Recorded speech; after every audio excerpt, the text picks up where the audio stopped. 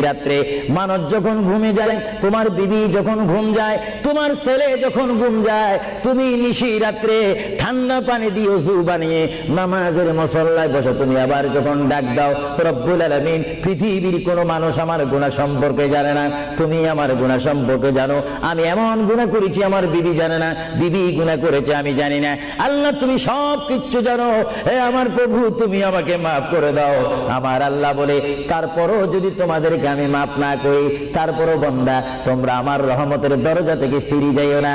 আমি তোমাদেরকে হুকুম দিচ্ছি, ওয়ালাউ আন্নাহুম ইয যালামু আনফুসাহুম জাউকা, বান্দারে যদি গুনাহ করে ফেলো আমার রহমত থেকে মুখ ফিরিয়ে তুমি চলে যাইও না।